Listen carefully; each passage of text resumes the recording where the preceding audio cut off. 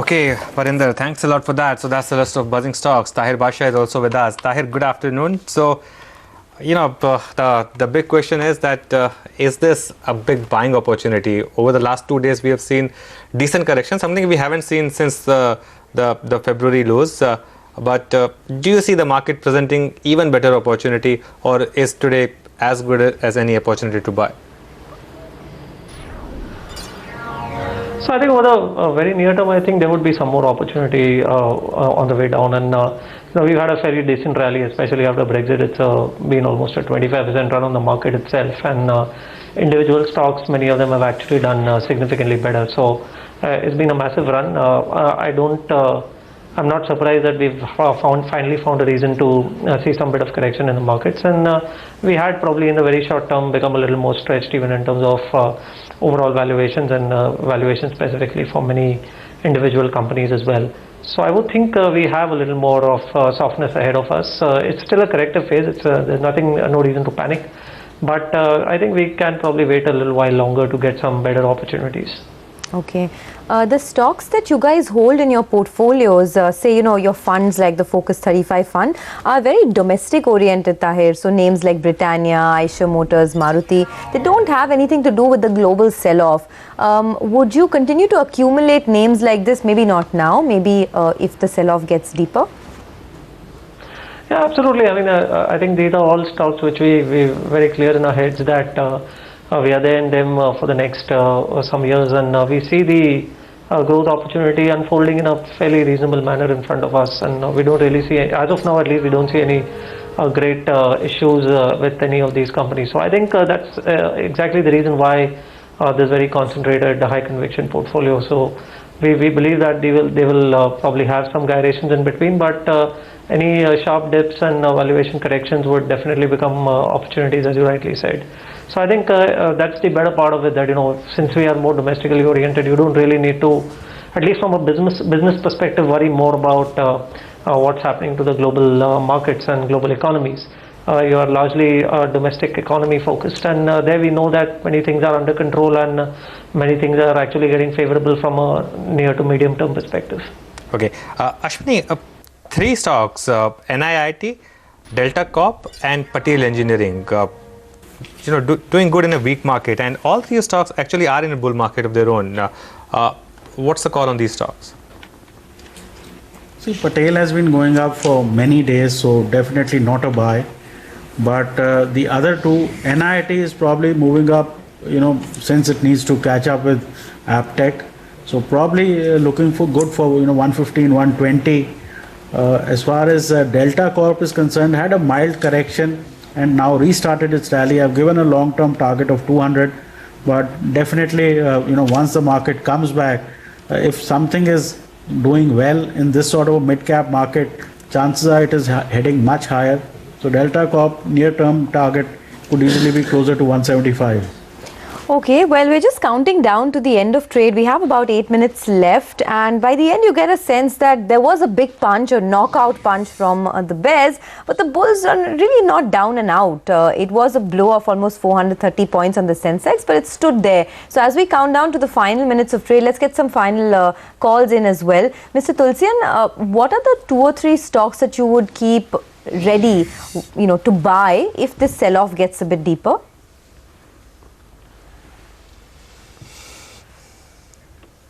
Okay, we can't really hear you, Mr. Tulsian, so we'll come back to you in a bit. But for now, it seems like, good to see, or we're grateful to see some small mercies in the market, because the sell-off could have been much, much worse than what it is. Yeah, I think, but maybe it's too early to take that call, Sonia. This is a market which, at this point in time, I mean, if Dow is down, say, another 100, 200 points, make no mistake, on Wednesday will again fall. So that's not the problem. I think the issue here is, for example, let's take a look at India Cement, or Ultratech Cement for that matter, or ACC for that matter. These were the stocks which kept hitting new highs almost on a daily basis. A lot of people kept saying that I will buy these stocks if they come to my levels. These stocks have started to correct as well. Ultratech was down 4% on Friday. I think it's down another 2% today. ACC was down, I think, 3% on Friday. It's down another 4%. I'm not saying that you go out and buy these stocks. What I'm saying is that the market now is giving you an opportunity where you identify stocks and have your levels. your levels, it could, for someone it could be 10% lower, for someone it could be 15% lower. But if that comes into your zone, the strongest stocks, the market leading stocks, if they come into your zone, then go out and buy, because it would not matter whether Fed raises rates by 25 basis points or 50 basis points. The cement sale is not going to stop because of that. So that's the call that a prudent investor now needs to make on some of the stocks. The market will give you that buying opportunity between now and heading into the Fed rate hike. Oh yes, no, all I was trying to say is that perhaps it could have been much worse in terms of a sell-off today, given the way some of the global markets are moving. So in that sense, the bulls got spared a bit. Oh yes, today, it could have been ugly, Sonia. It could have, it easily could have been, 300 point Nifty fall or something like that. It could easily have been that. Look what Hang Seng did. Hang Seng was down 3%. We were down 1.5%. So in that context, I think I take your point. But that also leaves the door open for more correction on Wednesday, because our market has been relatively resilient. So obviously it won't fall, at least at the first point of fall. It won't fall as much as some of the other high beta markets, but the market is still vulnerable in the near term. Oh yes, it definitely is. So let's do one thing as we head into the final moments of trade. Let's listen in to a snippet of the conversation we had with S. Krishna Kumar of Sundaram Mutual Fund. He believes it's a good time for long-term investors to buy even now after the first dip. Normalization process has to happen as the economy also gathers steam, so it eventually has to happen, and we probably put it around December, Jan, when the rate hike could come through. But whenever it comes, I think it's going to be another one which is accompanied by a lot more dovish statements in terms of, we'll watch it as it goes and we'll watch for data and stuff like that. So I think the markets, are probably a little running ahead in terms of, a sell-off. So we would actually look at this correction as a good opportunity for investors to kind of come in terms of those who have missed out on the previous occasion. Mr. Tulsian, the question that Sonia was asking you, which stocks would you keep on your radar, which you would buy if they correct more? See, Anuj, actually keeping the Q2 numbers in mind, there is one product that is called vinyl sulfone amongst the dye intermediate space. And the kind of, I'm expecting there are 4 or 5 players who are making this vinyl sulfone, and the prices of the product is now ruling at 700 rupees per kg, which is the highest since in this last 40 years since India has started producing it. And the Q2 numbers are likely probably in the best ever, which in fact the similar kind of predictions I've given for the sugar stocks, if you recall, about 1 year back. So Q2 numbers of 4 companies which are making vinyl sulfone. One is Bodil Chemicals, second Akshar Chem, third Kiri Industries, and fourth Bagheria Industries. Bagheria Industries, I'm a director on the company, so that disclosure may get noted.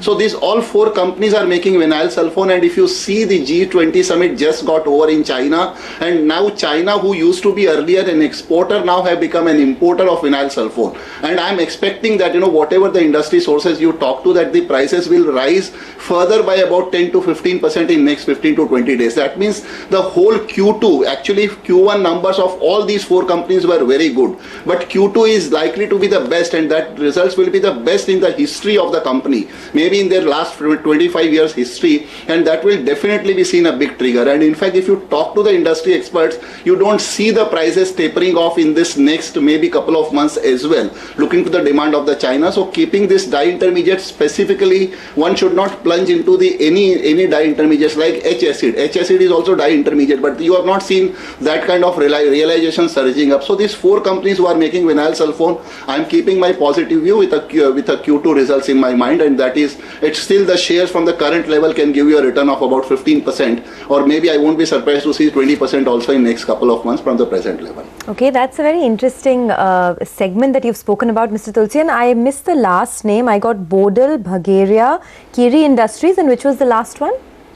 Akshar Chem. Actually, there are only 4 listed companies, Sonia, who are making vinyl sulfone. Sometimes, people just start taking any dye and dye intermediate, but it should not be, because if you confine purely from vinyl sulfone point of view, they are the only 4 companies which are making, and 5th one is a Shri Pushkar, which have started making about 40k tons per month, while all these 4 companies are making anywhere between 300 to 500 ton per month. Okay, Mr. Tulsian, thanks for pointing that segment out. So keep an eye out on that. But let's just count down to the last few minutes of trade. Ashwini, by the end of trade, 8,700 at least is holding on the Nifty.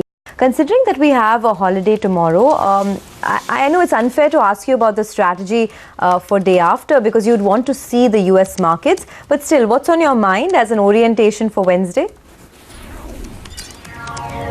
See, basically the correction is on. There's no question about it. Now, on Wednesday, we'll be heading into that congestion zone. You would recall that we were range bound between 86 and 8700 for a while. So even if we gap down, we will find support, and probably Wednesday will be more volatile than today because today we just gapped down and just fell flat. On Wednesday, I think you will get intraday rallies and intraday declines. So more choppiness on Wednesday because Wednesday chances are will open right into support. So basically the market will take a few days. Even if it has to break this 86, 8700 zone, it will not get broken in the first instance. And if we gap down, maybe it won't be such a bad idea intraday to try a buy trade because 86, 8700 is a strong support. Okay, just about 30 seconds left for markets to close. So let's just do a quick recap. It was a down day, but if you came into the market at 10 a.m. from that point, the market was flat through that. Essentially, what the market did was it gave you a gap up, and that's it. After that, it was pretty flat through the day. So yes, there was no intraday recovery, but there was no intraday incremental sell-off as well, at least on the Sensex and Nifty. Yes, the mid-caps collapsed a bit more, but that would happen on a day like today. In terms of stocks, let me just first talk about the winning stocks because there were only 6 gainers. 5 of them were IT, Infosys, TCS, Tech Mahindra, Wipro, and HCL Tech. And then, of course, you had Reliance. Apart from that, it was a sea of red. 2 pockets where we saw maximum weakness. Metals to begin with. Hindalco was down about 8.5%. Tata Steel was down about 6%. And banks. Yes Bank, another 6% knock on that stock, sub 1200. Bank of Baroda was down about 6% as well. And SBI was down about 4%. Maybe you want to add cement as well. ACC, Ambuja, both were down about 4.5% in today's trade. Then, of course, you had some more heavyweights like Tata Motors, the Tata Motors DVR, Larsen and Tubro, Axis Bank, ITC, Lupin, Ultratech Cement, all these stocks were down about 2%. ICICI Bank as well was down about 2%. But the sharper knocks really came in the mid-cap space, Sonia. Oh yes, and that makes you worry a bit about the texture of this market here on because the mid-cap index was down more than 3%. The market breadth was very weak, 1:6 in favor of the declines. Now usually the first casualties come in the high beta names. So today you had that in the real estate space. HDIL was down 11%. It had negative news flow as far as its numbers were concerned, very weak earnings. DLF India Bulls Real Estate not too far behind, down about 8%. The next set of casualties come from the infrastructure space. So you had JP Associates, a couple of other names, GMR Infra, etc. that were down. Reliance Defense had a weak set of numbers, so that stock was down about 15%. You had some power names like Adani Power, etc. that were down about 5-6%. And sugar stocks were under pressure today, so Bajaj Hindustan down almost about 6%. Sri Renuka as well was sort of saw some amount of corrections in trade today. On the upside though, not too many stocks to talk about. Patel Engineering has been having a smooth run lately, so 5% higher there. NIIT, Subex, Delta Corp and Manappuram General Finance were a couple of stocks that just held up in the green. But leaving that aside, it was a disappointing day for the bulls, no two ways about that. But we managed to get off fairly unscathed because the Nifty held on to that 8700 mark and held on to its day's lows of 86.99. But let's find out what the mood is like as we head into the next couple of days. Taher, from now until the 21st of September, the FOMC meeting, there will be a lot of volatility in this market. What is your advice to retail investors? Just wait till the FOMC meeting gets over? Or do you think that even amidst this volatility, it's a good time to put in some money? Yeah, you will always find opportunities that you can individually, look at. A broad headline numbers of the headline levels of the market will tell you one thing, but then there could be individual stocks which you like and which you've always wanted to buy. And I think what investors need to be guided by is the performance in terms of earnings. And it will be better if one sticks to some of the companies which have been able to deliver earnings even in the recent past, even in the recently closed quarter, and where there is at least a good amount of belief that the earnings trajectory will continue at least for the near foreseeable couple of quarters, if not more. because that will give you that necessary support in terms of any adversities or volatilities in the market in the coming few months. So I think it is better to focus on those which have delivered. In fact, it was quite a surprise to see in the market that there were many companies which didn't deliver but yet held on to the market. So it was a characteristic of the market which ensured that even some of the non-performers did not actually correct. So I think the best bet will be to back those which have delivered earnings in the recent past, and there is a fair bit of visibility on them continuing to do so in the future. And if you see any sharp dips on those opportunities where valuations too have corrected, that's the way to proceed in this market, not necessarily wait for the 24th. Okay, Mayuresh, any stock that you would want to buy after this correction? No, again, I think to put forth the point that Taher has been mentioning, I think where the earnings growth looks pretty strong for companies which have delivered numbers this got around, and the expectations largely that Q3, Q4, you will see strong earnings momentum continuing. My own sense is that housing finance companies on sharper corrections can be good buying opportunities. Cement plays, as you were mentioning, I think further corrections become good buying opportunities. Specific stocks within the logistics space look interesting. Specific stocks within the auto ancillary, two-wheelers, tires look interesting to us. And even within the logistics stroke related to logistics, I think stocks like Navkar Corporation, if they correct further from the current levels, the new ICD that they've probably opened in Vapi, I think that is going to upgrade their earnings substantially. So our own sense is 16% top line, bottom line growth, margins expected to remain stable, but again on declines. I think wait for those corrections to come through and buy in a staggered manner. Okay, gentlemen, thanks for sticking around and aiding us through this very volatile phase for the market. It's been a disappointing day. Actually, there was no volatility today. After that initial gap down, the market just stood there through the day. 8,700 though was held by the end. Our closing bell money control question of the day was a comment that came in from Sundaram Mutual